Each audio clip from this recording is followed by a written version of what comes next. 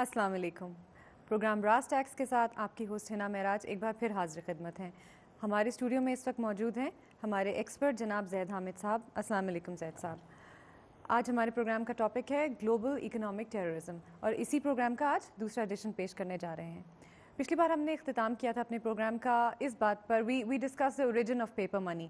اس کی شروعات کے بارے میں ہم نے بات کی تھی. وداؤٹ فردر اڈو میں حوالے کروں گی زید صاحب کے کہ وہ تھوڑا سا ہمیں سمرائز کر دیں پچھلی بار جو ہم نے بات کی تھی اور اس سے آگے کنٹینیو کریں. جی زید صاحب. جی ہنا، دیکھیے پچھلی دفعہ جو ہم نے کانسیپٹس ڈسکس کیے تھے وہ غیر معمولی کانسیپٹس تھے. یعنی ہماری قوم نے پہلی دفعہ اس کو یہ اندازہ ہوا کہ یہ گلوبل کنسپریسی، یہ ایک گلوبل ڈومینیشن کی جو سازش ہے جو زائنسٹ نے اور جیونٹ نے اور فری میسنز نے بنائی پچھلے 200-300 سال میں، جس کا پرٹیکولرلی جس کو انہوں نے ایکسلریٹ کیا اس دنیا پر اپنا غلبہ حاصل کرنے کے لیے، اس کا ایک ناپاک چہرہ ہم نے آپ کو دکھایا تھا. یہ اس سے پہلے کہ ہم اس سے آگے جائیں تھوڑا سا ہم آپ کو بات یہ واضح کر دیں کہ ہم اس پر اتنا ایمفسائز کیوں کر رہے ہیں. دیکھیے آج دنیا میں تمام انسانیت کو جو تکلیف پہنچ رہی ہے، جو دکھ پہنچ رہا ہے، جو قحط نازل ہو رہا ہے، جو فوڈ شارٹیجز ہیں، جو فیول سپلائز کی کمی محسوس ہو رہی ہے، جو گلوبل وارمنگ ہے، جو اوشنز پولوٹ ہو رہے ہیں، جو آئس ایج کی بات ہو رہی ہے، جو اوزون ڈیمیج ہوئی ہے، جو سمندر پولوٹ ہو گئے ہیں، جو سمندر مچھلیاں ختم ہو گئی ہیں سمندر سے اوور فشنگ کی وجہ سے، یہ جتنے بڑے بڑے ہولناک فسادات ہیں جو اللہ کی زمین میں فساد ان لوگوں نے برپا کیا ہے، ان سب کے پیچھے ایک وجہ ہے، وہ ربا کا کیپٹلسٹ اکنامک سسٹم جس میں سود یا ربا جس کی بنیاد ہے، اور جس سارے نظام کو چلانے والے چند زائنسٹ یہودی ہیں. یہ اتنی خوفناک اور اتنی بڑی بات ہے کہ اسی لیے ہم نے عرض کیا تھا کہ ہم تیز نہیں جائیں گے. We want you to understand کہ یہ کانسیپٹس ہیں کیا، کہ پوری دنیا کو آج تباہی کے دہانے پہ یہ لے کر آ گئے ہیں مغضوب علیہ، ایسے لوگ جن پر اللہ کی لعنت ہے. اور ان لوگوں کوئی وجہ ہے کہ اللہ کے رسول صلی اللہ علیہ وآلہ وسلم نے ربا کے خلاف اور ان لوگوں کے خلاف اعلان جنگ کیا ہوا ہے. ہم آج اس سے پہلے پچھلی دفعہ ہم نے پیپر کرنسی، جیسے آپ نے کہا پیپر کرنسی کے اوریجن کو، کس طرح پیپر کرنسیز کو انہوں نے ایکسپلائٹ کیا اور الٹیمیٹلی لوگوں کا سونا غائب کیا، فیڈرل ریزرو بینک بنایا، پیپر کرنسی جاری کی، اس کے بعد Bretton Woods Agreement, Second World War, اور اس کے بعد وہاں پہ ہم رکے تھے جا کے. آج ہم اس سے آگے نہیں جائیں گے بلکہ ہم اس سے کئی ہزار سال پیچھے جائیں گے. ہم ریٹروسپیکٹ میں بات کر رہے ہیں آج. بالکل. ہم اس کو آج تاریخی پس منظر میں، قرآنک پس منظر میں، تاریخ سے واقعات کہ قرآن نے وہ واقعات کہ جو سیدنا یوسف علیہ السلام کے حوالے سے اور سیدنا عیسیٰ علیہ السلام کے حوالے سے قرآن نے جو واقعات بیان کیے ہیں، حتیٰ کہ جو انجیل میں جو واقعات بیان ہوئے ہیں ان کے ریفرنسز دینا اس لیے ضروری ہے کہ آپ کو یہ سمجھ میں آئے کہ یہ کیسے ممکن ہوا کہ یہودیوں نے عیسائی دنیا پر غلبہ پا لیا. دیکھیے بنیادی طور پر یہ جوڈو کرسچن سویلائزیشن کہلا رہی ہے آج کل. بنیادی طور پر ان کے ہیڈ کوارٹر جو ہیں زائنسٹ کے، وہ عیسائی دنیا کے بیچ میں ہیں. اور عیسائیوں اور یہودیوں کی تو ہمیشہ لڑائی تھی. عیسائی دنیا نے تو ہمیشہ یہودیوں کو پرسیکیوٹ کیا ہے، انکویزیشنز ہوئی ہیں، ان کو نکالا گیا ہے، ان کو مارا گیا ہے، ان سے نفرت کرتے آئے ہیں تاریخی طور پر. تو یہ آج کیسے یہ کھیل اچیو کر لیا انہوں نے، how did Jews manage to do دس.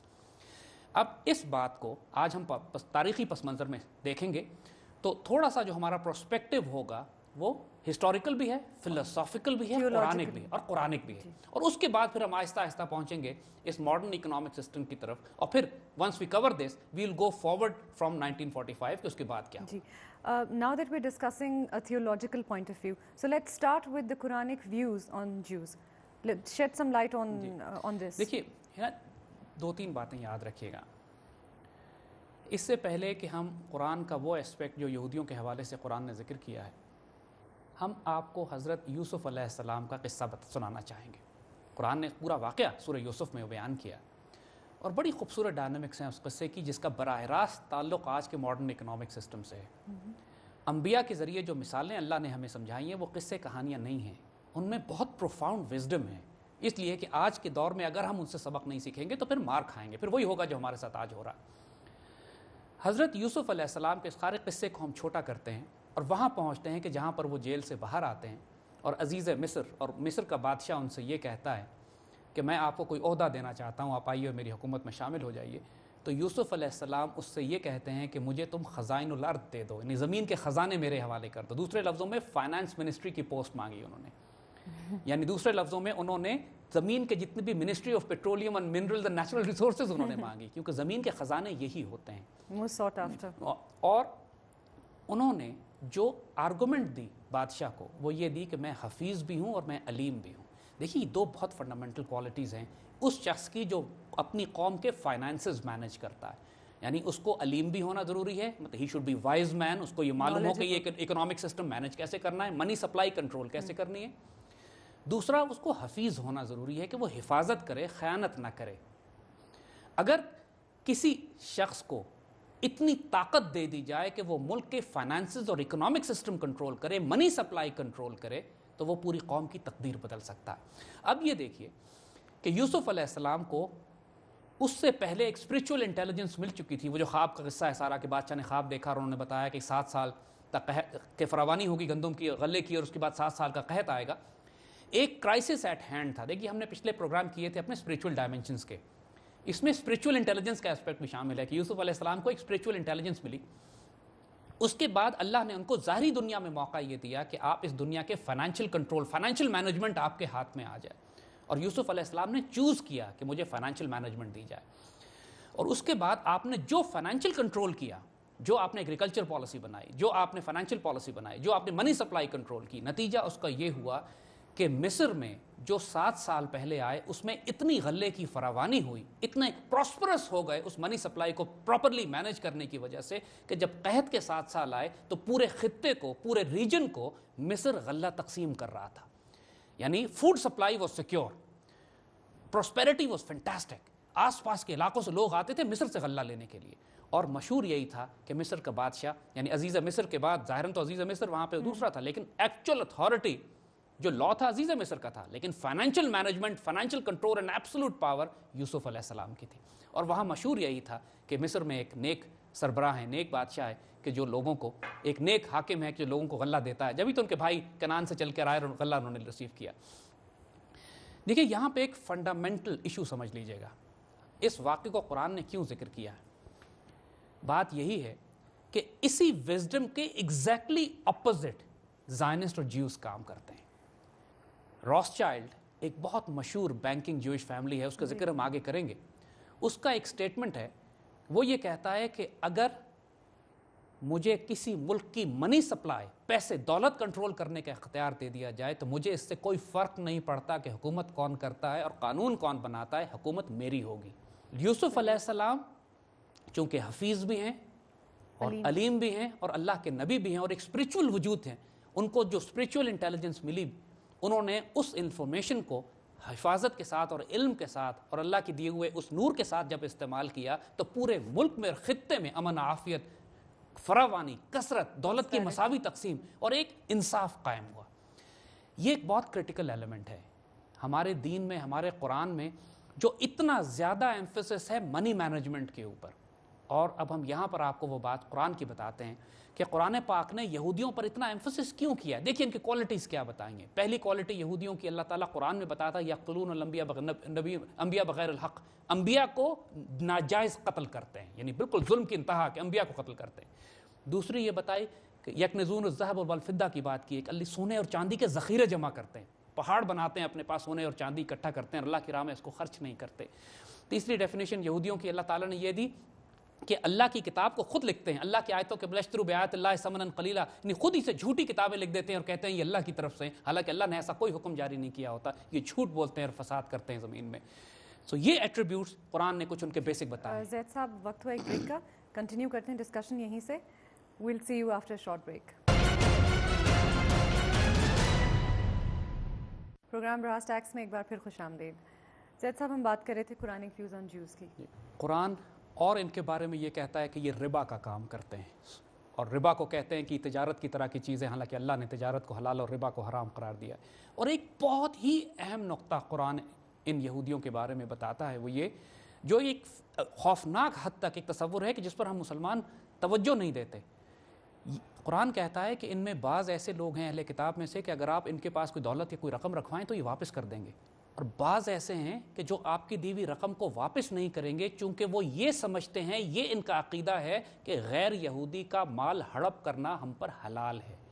دیکھیے جوش زائنسٹ آئیڈیالوجی کی یہ ایک فنڈامنٹل بلیف سسٹم ہے کہ چوزن پیپل, اللہ کے پسندیدہ لوگ صرف یہودی ہیں, باقی پوری دنیا میں کہ ہر انسان کا جان, مال, عزت, آبرو حلال ہے ان پر. اس کو قتل کرنا, اس کا مال لوٹنا, اس کی چوری کرنا, اس کو دھوکہ دینا, اس کو زمین سے بے دخل کرنا, وہ انسان بھی نہیں سمجھتے بقیہ قوم کو. اور پھر ان کو یہ تکبر ہے کہ جب یہ اول تو جنت میں جائیں گے, ان کو تکبر اس بات کا ہے. پھر قرآن یہ کہتا ہے کہ یہ کہتے ہیں کہ اگر ہم جہنم میں بھی گئے تو اللہ ایام معدودہ, تھوڑے دنوں کے لیے جہنم میں جائیں گے, پھر اللہ ہمیں نکال کے جنت میں ڈال دے گا. یہ خرافات عقیدے انہوں نے اپنے بنائے ہوئے ہیں, اس لیے کہ یہ اپنے تئیں اپنے آپ کو چوزن پیپل سمجھتے ہیں, اللہ کا محبوب سمجھتے ہیں, حقیقت میں مغضوب ہیں. اللہ تعالیٰ نے ان پہ سخت یعنی غضب اللہ علیہ, اللہ کی لعنت ہے ان کے اوپر, اللہ کے فرشتوں کی لعنت ہے, ملائکہ کی لعنت ہے, مومنین کی لعنت ہے ان کے اوپر, ان کی ان حرکتوں کی وجہ سے.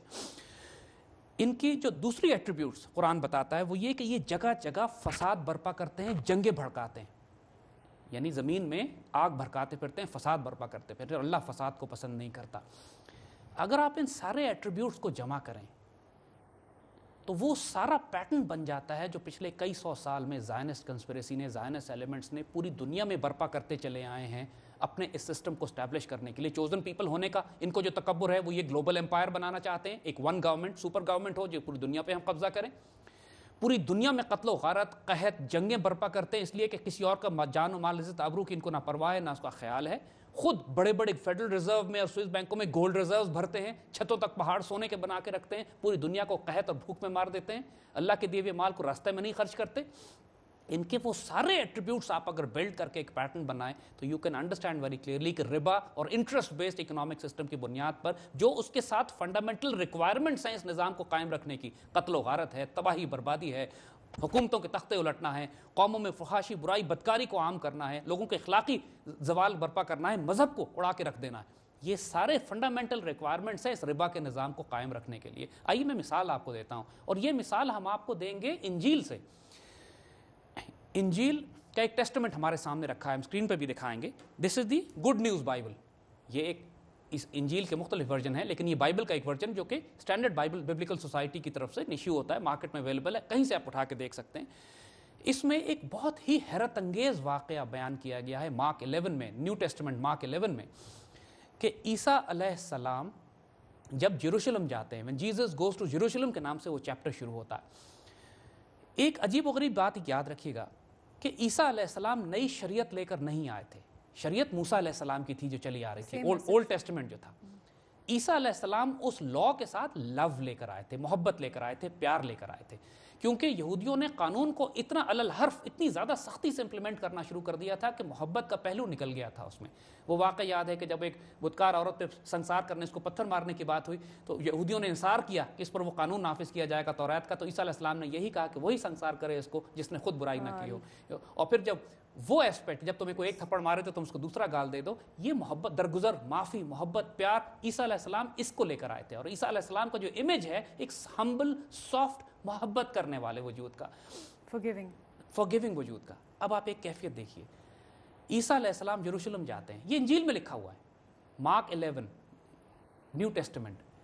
بیت المقدس شریف میں یروشلم جاتے ہیں, مسجد میں داخل ہوتے ہیں, عبادت گاہ میں داخل ہوتے ہیں, اور یہاں لکھا ہوا ہے کہ عیسیٰ علیہ السلام جلال میں آ جاتے ہیں, وائلنٹ ہو جاتے ہیں, اور وہاں پر مسجد کے صحن میں سود خوروں نے, منی لینڈرز نے اپنی ٹیبلیں لگائی ہوتی ہیں اور لوگوں کو سود کا کاروبار کر رہے ہوتے ہیں.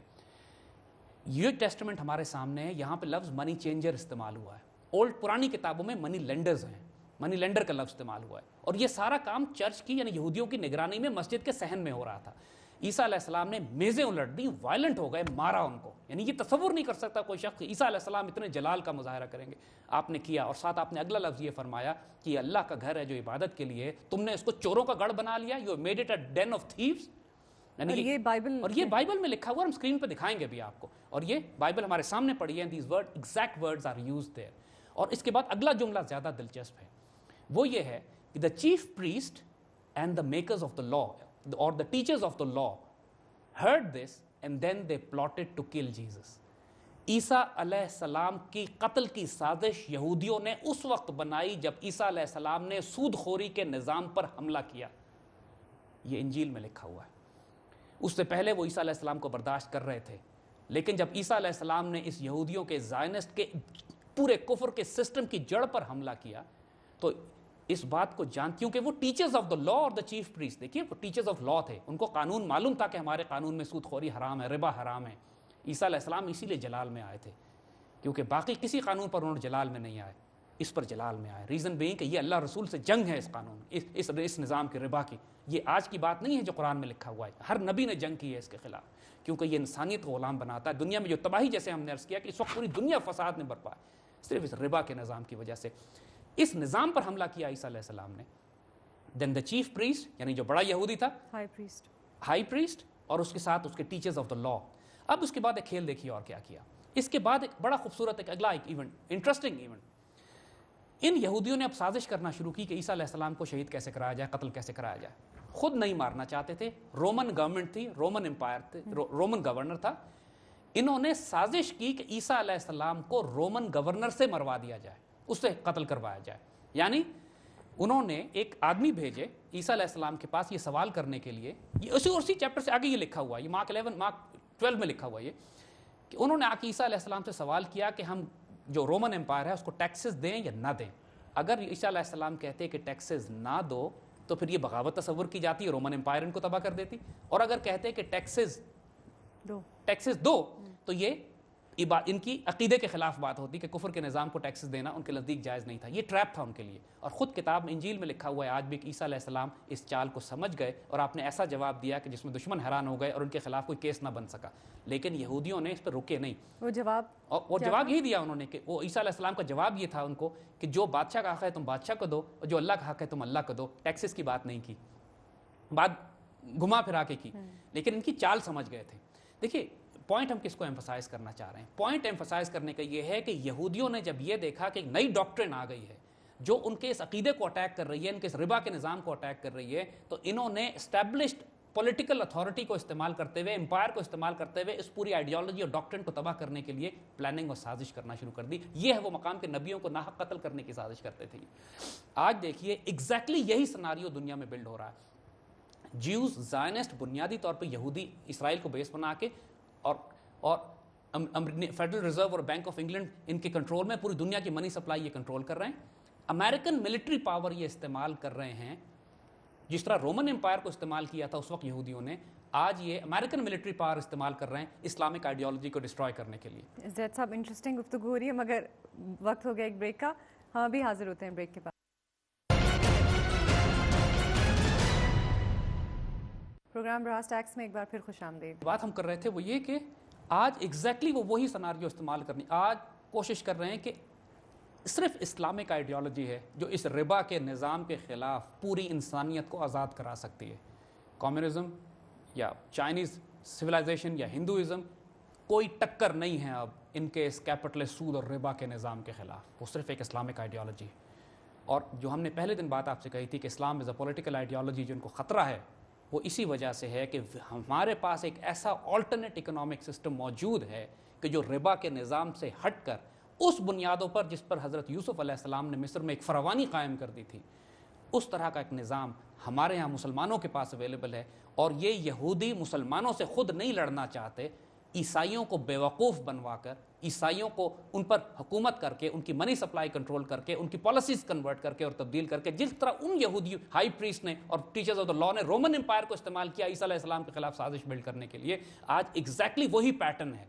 یہ تاریخ سے سبق سیکھیے، یہی بلڈ کر رہے ہیں یہ لوگ. یہ مسلمانوں کو عیسائیوں سے، مسلمانوں کو امریکہ سے تصادم کروانے کا شوق جو ہے یہ یہودیوں کا ہے. امریکن بہت مظلوم ہو چکے ہیں خود بھی، کہ امریکن کو خود اندازہ نہیں ہے کہ ان کے ساتھ ہو کیا رہا ہے. جو آپ نے پچھلے پروگرام میں بات کہی تھی کہ دنیا کی سب سے غلام قوم امریکن ہے اور ان کی گردنوں پر یہودی سوار ہیں اور ان کو پتہ نہیں ہے اس بات کا. آئیے ہم اس سے پھر آگے تھوڑے پوائنٹ ڈسکس کریں گے. پروگرام سے پہلے زید صاحب آپ جب ڈسکس کر رہے تھے تو you said some thing about Shakespeare. What was that? دیکھیے جو بات ہم نے آپ سے عرض کی کہ یہودیوں کو یہ بات اور عیسائیوں کو بھی یہ بات اچھی طرح معلوم ہے کہ عیسیٰ علیہ السلام کے قتل کی سازش کس نے کی. عیسائی کہتے ہیں کہ نعوذ باللہ ان کو سولی چڑھا دیا گیا تھا. مسلمانوں کا عقیدہ ہے کہ کوئی سولی نہیں چڑھایا، اللہ نے ان کو شبے میں ڈال دیا، اللہ نے ان کو آسمان کی طرف اٹھا لیا. مگر عیسائی دنیا میں کبھی بھی یہودیوں کو معاف نہیں کیا گیا اس کے بعد. یعنی اگر آپ پوری عیسائی دنیا کی تاریخ اٹھا کے دیکھ لیجئے, یہودی گالی تھی. اور جو فوک لٹریچر ہوتا ہے, جو ایک ادب ہوتا ہے کسی بھی تہذیب کا, وہ ریپرزینٹ کرتا ہے اس کے ایتھوس کو, اس کی بنیاد کو, کلیکٹیو مینٹیلٹی کو ریپرزینٹ کرتا ہے. Shakespeare the most popular, British umpire کا ایک موسٹ پاپولر رائٹر, پلے رائٹ, شاعر, اور اس نے جو کیریکٹر یہودیوں کا بنایا ہے, اگر آپ اس کو نوٹ کیجئے, جو شائلاک میں مرچنٹ آف وینس میں شائلاک کا جو کیریکٹر ہے, اور کیا کیریکٹر ہے وہ, کہ اپنا قرض لینے کے لیے جسم سے گوشت کا ٹکڑا کاٹنے کو تیار ہے وہ, یہ شائلاک کا کیریکٹر ہے یہ. اور پوری دنیا میں یہودی نفرت کرتے ہیں شیکسپیئر سے اس وجہ سے کہ اس نے یہ شائلاک کا کیریکٹر دیا. دوسرا کرسٹوفر مارلو کی کتاب جیو آف مالٹا جو ہے, اس نے جو کتاب لکھی اس میں بھی یہ حشر اس نے کیا. جو فیسنیٹنگ کرسچن لٹریچر تھا اس کے اندر یہودیوں کے لیے صرف نفرت تھی, گالی دینی ہو کسی کو تو کہ, اور یہی تھا منی لینڈر اور یہودی, یعنی یہ سود خور اور یہودی سنونیمس تھے, وہ ایک ہی لفظوں میں استعمال کیے جاتے تھے. Let's talk about the Protestant church now. ہم بات کریں 1517 ایرا کی. دیکھیے, جو بات ہم نے آپ سے کہی کہ یہودیوں کو عیسائی دنیا سے, رومن کیتھولک چرچ تو یہودیوں کی جان کا دشمن تھا ہمیشہ نیچرلی. اب سٹیپس انہوں نے کیا لینے شروع کیے یہودیوں نے سروائیول کے لیے. اب رہنا تو ان کو عیسائی دنیا میں ہی تھا, برانچ آؤٹ کرنے کے لیے, تو اس میں سروائیو تو انہوں نے کرنا ہے. ایک طریقہ انہوں نے یہ اختیار کیا کہ انہوں نے اپنے روپ بدلے. یعنی فری میسنز کی جو ہم نے بات کی تھی, جو فری میسونک کلٹس کی ہم نے بات کی تھی, کہ ہوتے وہ ظاہراً میں عیسائی تھے, اندر سے یہودی ہوتے تھے. ٹیمپلرز اینڈ ہاسپٹل نائٹس جو ان کی بڑی بڑی فورسز, بڑی بڑی کمیونٹیز بنی, فری میسونک کلٹس اور گروپس انہوں نے بنائے. اس کے اندر انہوں نے پینیٹریٹ کرنا شروع کیا عیسائی دنیا میں, اور صلیبی جنگوں سے یہ پیٹرن شروع ہو چکا تھا, کوئی نیا نہیں تھا. دوسرا کام انہوں نے یہ کیا کہ انہوں نے فساد اور فتنے ڈلوانے شروع کیے عیسائی مذہب میں کہ ان کو توڑیں. دیکھیے, عیسائی چرچ میں بہت زیادہ خرابیاں over a period of time پیدا ہو چکی تھی. پوپس کرپٹ ہو چکے تھے, کلرجی کرپٹ ہو چکی تھی. وہی بات جو قرآن نے بھی ان کے بارے میں ایکسپلین کی ہے کہ اللہ کے دیے ہوئے مال و دولت کو جمع کر کے رکھتے تھے, خرچ نہیں کرتے تھے. کرپشن تھی, وچ ہنٹنگ ہے, لوگوں کو انکوزیشنز ہیں, ظلم و ستم کا خود وہ اکنالج کرتے ہیں کہ اس قدر ظلم چرچ نے مچا دیا تھا کہ یہ موقع مل گیا یہودیوں کو اس بات میں کہ چرچ کے خلاف ویسے ہی ریبیلین ہو رہی تھی. پروٹیسٹنٹ یعنی مارٹن لوتھر, جس نے 1517 وغیرہ کے آس پاس اس نے ایک موومنٹ شروع کی جو بغاوت تھی کیتھولک چرچ کے خلاف. لیکن اس موومنٹ میں جو بنیادی طور پر عیسائی الگ ہوئے رومن کیتھولک چرچ سے, اس کا جو ایک نقصان ہوا عیسائی دنیا کو, وہ یہ پہلا تو یہ نقصان ہوا کہ دو الگ الگ کیمپ بنے, یعنی رومن کیتھولک کا انفلوئنس ٹوٹا. انگلینڈ میں اس نے بہت زیادہ زور پکڑا. لیکن جو سب سے زیادہ نقصان رومن کیتھولک چرچ کو ہوا وہ یہ کہ انگلینڈ کے بادشاہ ولیم آف اورنج نے پروٹیسٹنٹ مذہب اختیار کر لیا. یعنی سرکاری طور پر رومن کیتھولک آبادی نکل جائے تو اور بات ہے, جب بادشاہ الگ ہو جائے آپ سے تو یہ پورا ملک چلا جاتا ہے ہاتھ سے.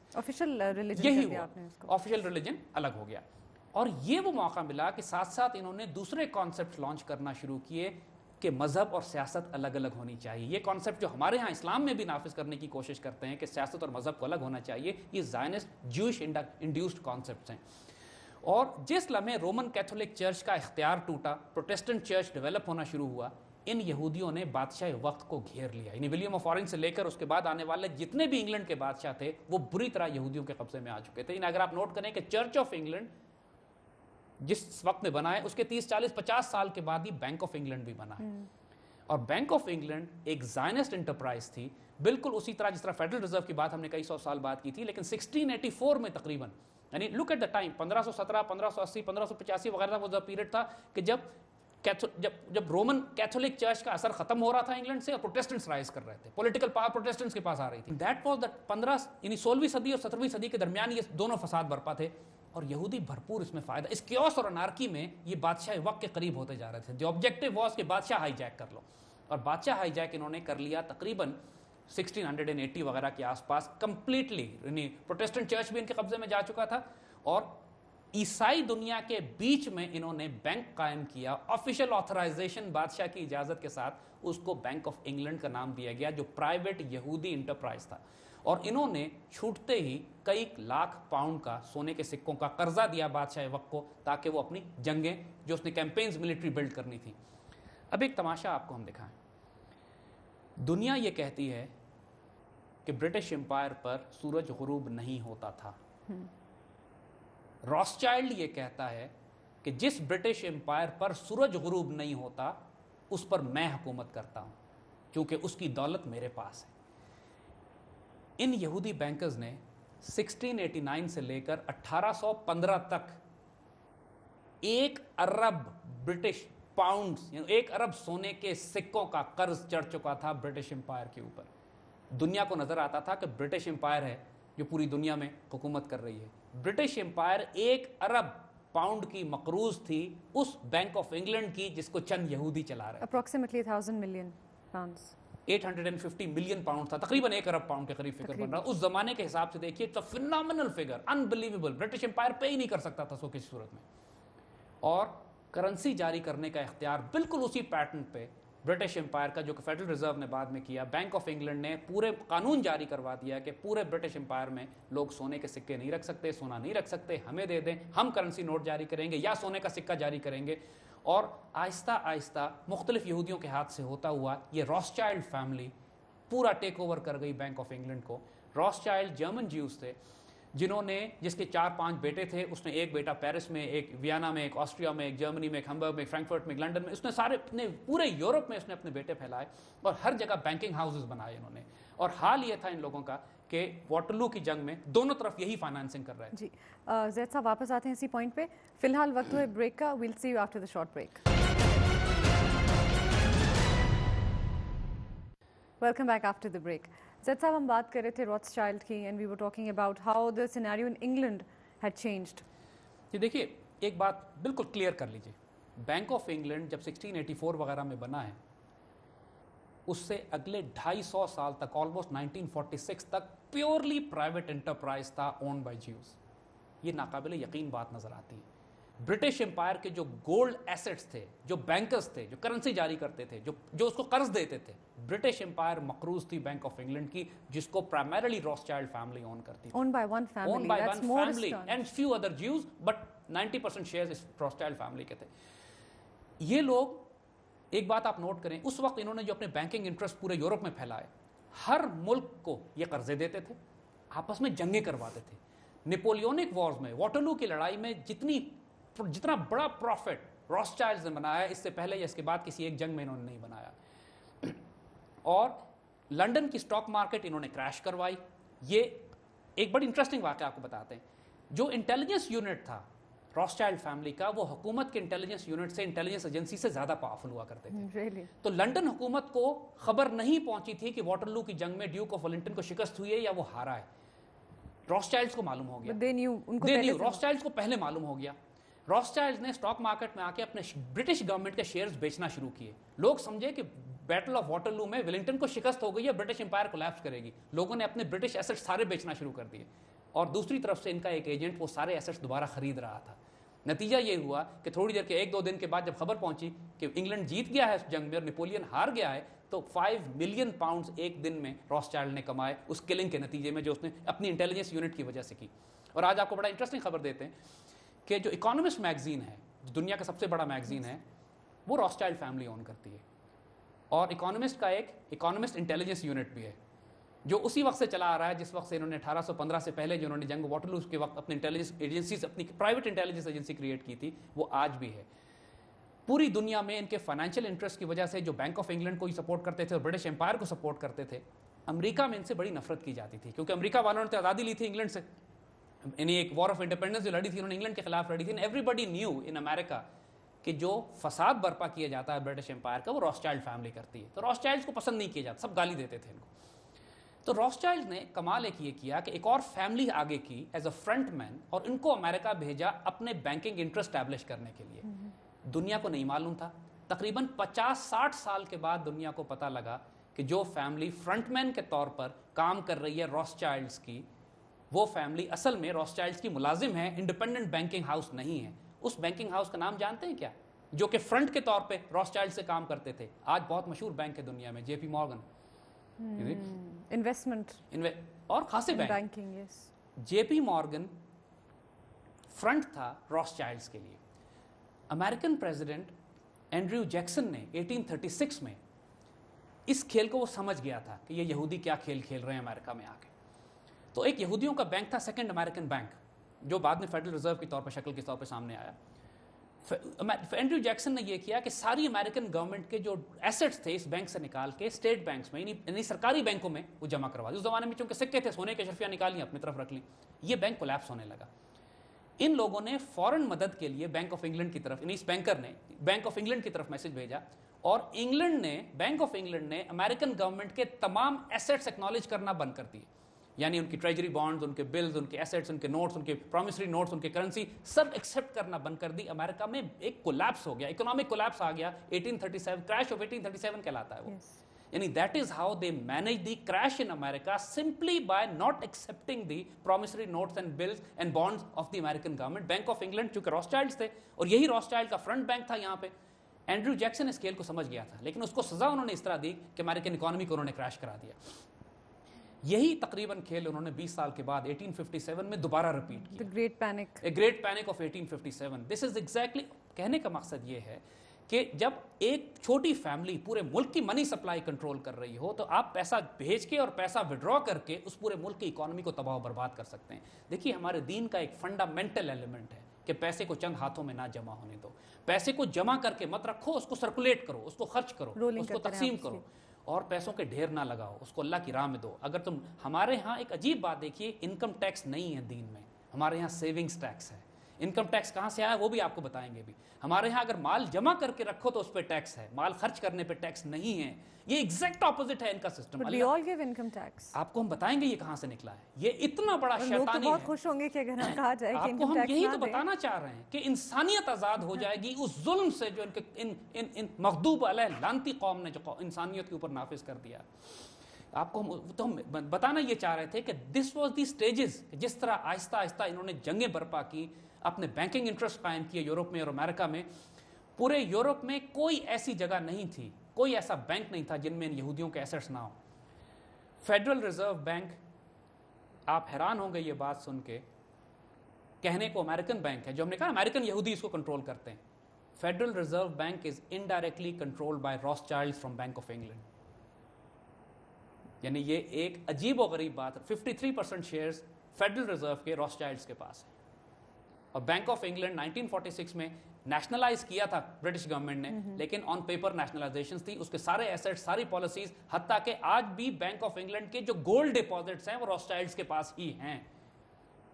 اونرشپ راسچائلڈز کے پاس ہے. سونا یہ اپنے ہاتھ سے نہیں جانے دیتے. فیڈرل ریزرو کا سونا بھی انہی کے پاس رکھا ہوا ہے. سونے کے ذخائر ان کے ہیں. باقی پالیسیز گورنمنٹ جو بناتے تھے, یاد رکھیے اس نے جو بات الفاظ کہی تھی کہ برٹش امپائر پہ سورج نہیں ڈوبتا, لیکن برٹش امپائر کو میں کنٹرول کرتا ہوں کیونکہ منی سپلائی میرے پاس ہے.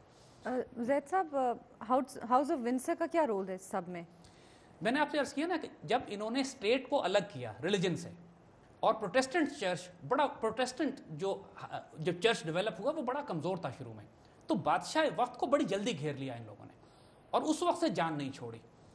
تو آج بھی جو ہاؤس آف ونسر ہے, یعنی ملکہ الزبتھ جو آج حکومت کرتی ہے, ان لوگوں کے راسچائلڈز کے ساتھ اتنے قریبی تعلقات ہیں, حتیٰ کہ رشتہ داریاں بھی ہیں, اور یہ اتنا چھپ کے کام کرتے ہیں. آپ راسچائلڈز کو سامنے نہیں دیکھیں گے, کبھی ٹی وی پہ نہیں دیکھتے, کبھی میڈیا میں نہیں دیکھتے, کبھی سامنے نہیں آئے گا, کبھی انٹرویوز نہیں دے گا, حالانکہ دنیا کی حکومت وہ چلا رہا ہے. زید صاحب, میں آپ کو روکوں گی یہاں, وقت ہوا ایک بریک کا, ہم ابھی حاضر ہوتے ہیں بریک کے بعد. Welcome back to Brass Tacks. Zaid sahab, بات کر رہے تھے ہم رول آف دا راسچائلڈ کی. جی دیکھیے ہنا, ہم نے آپ سے یہ بات کہی تھی کہ ہم آہستہ جائیں گے کیونکہ ان کانسیپٹس کو سمجھنے کی ضرورت ہے. ہم نے کئی پروگرام آگے ابھی اس پہ کرنے ہیں, سو وی آر ناٹ ان ہری. لیکن جو بات ہم بتانا چاہ رہے ہیں آپ کو بار بار, راسچائلڈز کا ہم کیوں اتنا ذکر کر رہے ہیں, کیونکہ راسچائلڈز کا بہت رول آگے بھی آئے گا, اور آج کی دنیا میں بھی اس خاندان کا رول ہے. زید صاحب, یہ پولیٹیکل انفلوئنس بھی ہے ان کا یا صرف کیپٹلسٹ؟ جی میں آپ کو یہی تو بتانا چاہ رہا ہوں. دیکھیے 1905 میں رشیا میں ایک کتاب چھپتی ہے, اس کو Protocols of the Learned Elders of Zion کہتے ہیں. یہ ایک خفیہ ڈاکومنٹ تھا جو کہ یہودیوں کی انٹرنیشنل جوئش کانگریس سے چوری کیا گیا اور اس کو چھاپ دیا گیا. اور 100 سال ہو گئے ہیں, یہودی پوری دنیا میں پاگل ہوئے ہوئے ہیں یہ ثابت کرنے کے لیے کہ یہ کتاب جھوٹی ہے, ہمارا اس سے کوئی واسطہ تعلق نہیں ہے. اور یہ پروٹوکولز ایک گیم پلان تھا, جو ایکچوئل ڈاکومنٹ تھا, جس کی بنیاد پہ زائنسٹ نے پوری دنیا میں اپنی حکومت قائم کرنی تھی, اسرائیل بنانا تھا, فائنینشیل سسٹمز کنٹرول کرنے تھے, گیم پلان بنانا تھا, دنیا کی قوموں کو تباہ کرنا تھا, قوموں کو غلام بنانا تھا. اس میں ایک ایک سٹیپ لکھا ہوا ہے انہوں نے کہ کس طریقے سے ہم نے اس دنیا پر قبضہ کرنا ہے. یہ کتاب لکھنے والوں میں جو ٹیم تھی اس میں راسچائلڈز کا بہت بڑا رول تھا. 1783 में फ्रैंकफर्ट में जब रॉथस्चाइल्ड फैमिली डेवलप हो रही थी तो इन लोगों ने इनिशियल प्रोटोकॉल लिखे थे, वो रूल बनाए थे अपने ज़ायनिस्ट के साथ कि हमने दुनिया पर किस तरह कब्जा करना है। Over a period of time भी इसको एक डेवलप करते चले, like a standard operating procedure. इनका मैनुअल था। दुनिया में जो फसाद हो रहा है, ये किताब ना आप किसी टेक्स्ट बुक में देखेंगे, ना किसी मीडिया पे इसका जिक्र किया जाएगा, ना आपको कहीं बुक शॉप्स में मिलेगी। मुसलमानों ने इसके टुकड़े जहां जहां से मिले दुनिया में लोगों ने इसको लेके छाप के निकालने की कोशिश की, लेकिन जहां इनको नजर आती है वो किताब गायब कर देते हैं। इस किताब में इन्होंने साफ साफ लिखा है ये बात कि हम दुनिया पर जो कब्जा करेंगे उसके पैरामीटर्स क्या हैं हमारे। पहला पैरामीटर उनका यह है कि हम एग्जिस्टिंग हुकूमतों को कमजोर करेंगे, उनकी अथॉरिटी को तोड़ेंगे by giving terms like democracy, liberty, freedom, equality. यानी हम आवारा माशरा पैदा करेंगे, आवारगी उसके अंदर देंगे, आज़ादी सहाफ़त के नाम पे, आज़ादी इजहार के नाम पे हम इतना क्योस बर्पा कर देंगे उस माशरे में कि सोचने समझने वाले लोग उनकी कोई बात नहीं सुनेगा, तूफ़ान बदतमीज़ी होगा, इख्तियार बादशाह की हुकूमत और ताकतें तबाह हो जाएंगी, उसकी मनी सप्लाई हम कंट्रोल करेंगे, उसके नौजवानों को बदकार और करप्ट हम करेंगे, फाशी, बुराई, बदकारी, शराब, जुआ, ड्रग्स उनमें आम करेंगे, उस कौम को हम मस्त कर देंगे ताकि वो हमारे इस खेल को समझ ही ना सके और देख ही ना सके। और इस मीडिया के जरिए इस सिस्टम को हम इस तरह रीडिफाइन करेंगे, हम कहत बर्पा करेंगे, हम फूड सप्लाई कंट्रोल करेंगे, हम मनी सप्लाई कंट्रोल करेंगे, और हम चूंकि इन सारे इंसानियत का कत्ल जायज़ है हम पर, इसका खून, इसका पैसा, इसकी आबरू हमारे ऊपर जायज़ है कि ये गैर यहूदी हैं, लिहाजा इन सबको बुनियाद बनाकर हम ज़माने में खुरेज फसाद बर्पा करेंगे जब तक हमारी एक आलमी हुकूमत कायम नहीं होती जिसकी बुनियाद यरूशलेम पे होगी, जिसकी बुनियाद बैतुल मक़दस पे होगी, जिसकी बुनियाद पे हम पूरी दुनिया पर हुकूमत करेंगे। ये एक फिलोसॉफिकल बैकग्राउंड था जो हमने आपको दिया protocols of the learned elders of Zion का, और उस हिस्ट्री का कि जो यूसुफ अलैहिस्सलाम से लेकर 1905 तक, इसकी बुनियाद पर इन्होंने 1913 में जो फेडरल रिजर्व बैंक कायम किया, जो मैंने पूरी तफसील हम पिछले प्रोग्राम में बात कर चुके हैं। एक चीज़ हम ऐड करेंगे यहाँ पे, 1913 में फेडरल रिजर्व कायम होता है। फेडरल रिजर्व का मतलब ये है कि कर्ज ये अमेरिकन हुकूमत को देंगे, लेकिन अमेरिकन हुकूमत कर्ज कैसे अदा करेगी, इसके लिए अपने अवाम को नोचना भी तो है ना। पहली दफ़ा 1913 में ही IRS कायम होती है, internal revenue service. Income tax लगाया जाता है अमेरिकन कौम पे। इससे ज्यादा जुल्म का टैक्स कायनात में नहीं बना है इनकम टैक्स, जिसकी ना अल्लाह के पास गुंजाइश है ना इंसानियत में गुंजाइश है। देखिए, हम खुद इस्लामिक निज़ाम में कोई इस्लामी माशरा आया उसमें इनकम टैक्स नहीं होगा। ये हम आपको इसलिए बता रहे हैं। देखिए, एक शख्स 10,000 रुपए कमाता है, मेहनत करता है, जान मारता है, अपने बच्चे के लिए रोटी लेके घर जाने लगता है, हुकूमत उसमें से 800 रुपए, 1000 रुपए अपना टैक्स निकाल लेती है। इसको इनकम टैक्स कहते हैं। अल्लाह के दीन ने, फितरत में, निज़ाम में ये टैक्स की कोई गुंजाइश नहीं है। और ये यहूदियों ने इसलिए 1913 में फेडरल रिजर्व बनाया। अब जाहिर है फेडरल रिजर्व की सूद की अदायगी करने के लिए इनकम टैक्स भी तो चाहिए ना इनको, तो इन्होंने इनकम टैक्स का निज़ाम भी 1913 में ही आता है। ये दोनों सिस्टम उन्होंने 1913 में रखे, और इनकम टैक्स के और फेडरल रिजर्व के बनने के 6 माह बाद पहली जंग अजीम शुरू होती है। और पहली जंग अजीम में इन्होंने जो ऑब्जेक्टिव हासिल किए वो इतने खौफनाक थे। इन्होंने खिलाफत इस्लामी का तबाह बर्बाद किया, खिलाफत तबाह की मुसलमानों की। इन्होंने बैतुल मक़दस पे अंग्रेज़ों का कब्जा हुआ, जिसके बाद बुनियाद बनी, बेल्फोर डिक्लेरेशन लिखा गया, और उसके नतीजे में पूरा यूरोप मकरूज होता है फेडरल रिजर्व का। और एक बात हम आखिरी यहाँ पे आपको बताते जाएं, इसके बाद अगले प्रोग्रामों में तफसील बात करेंगे। बेल्फोर डिक्लेरेशन में जो ब्रिटिश एम्पायर ने खत लिखा है यहूदियों को कि हम आपको इसराइल देने वाले हैं, वो खत ब्रिटिश गवर्नमेंट ने किस शख्स के नाम लिखा था? रॉथस्चाइल्ड। यहां पे आपको अंदाजा होगा रॉथस्चाइल्ड्स की पावर का। रॉथस्चाइल्ड्स कायनात के यहूदियों और ज़ायनिस्ट को रिप्रेजेंट करते हैं। नापाक और पलीत तरीन लोग हैं ये, पूरी दुनिया में जंगें और फसाद ये बर्पा करते हैं। बैंक ऑफ इंग्लैंड को ये कंट्रोल करते हैं, फेडरल रिजर्व को ये कंट्रोल करते हैं, इंटरनेशनल ज़ायनिज्म के हेड ये हैं, और उम्मत पूरी इंसानियत को तबाह बर्बाद करने का प्लान इनके नापाक जहन से निकलता है। ये रॉथस्चाइल्ड्स हैं, और हम इस पर आगे बातें इंशाअल्लाह अगले प्रोग्रामों में तफसील से करेंगे कि अमेरिकन, फिर इन्होंने जब फर्स्ट वर्ल्ड वॉर के बाद ये 4 अपने ऑब्जेक्टिव्स इन्होंने अचीव किए। जैसे हमने बात की 1929 में इन्होंने एक दूसरा एक्सपेरिमेंट किया, जैसे हमने कहा मनी सप्लाई कंट्रोल, क्योंकि सारे एक्सपेरिमेंट पीरियड था इनका अमेरिका को कंट्रोल करने के लिए। 1929 में ग्रेट क्रैश होता है वॉल स्ट्रीट का अमेरिका में। न्यूयॉर्क वॉल स्ट्रीट क्रैश कर जाती है, पूरा अमेरिका डिप्रेशन में जाता है, पूरी दुनिया डिप्रेशन में चली जाती है। इसलिए कि सिर्फ इन यहूदी बैंकों ने मनी सप्लाई कंट्रोल कर ली, अपने स्टॉक्स निकाल लिए स्टॉक मार्केट से, और सिर्फ मैनिपुलेशन के जरिए फॉल्स रिसेशन क्रिएट कर। ये एक्सपेरिमेंट्स थे, लेकिन जैसे बात हमने की 1837 में भी किया था, 1857 में भी इन्होंने किया था, मुसलसल पूरी हिस्ट्री में ये करते चले आ रहे हैं। एक्सपेरिमेंटेशंस इनके देखने के लिए कि हम मनी सप्लाई अब कंट्रोल करके मुल्कों की इकोनॉमीज को कैसे तबाह कर सकते हैं। 1929 crash was one example. Thank you Zaid साहब। इस वक्त हमारे प्रोग्राम का वक्त अब ख़त्म हुआ चाहता है।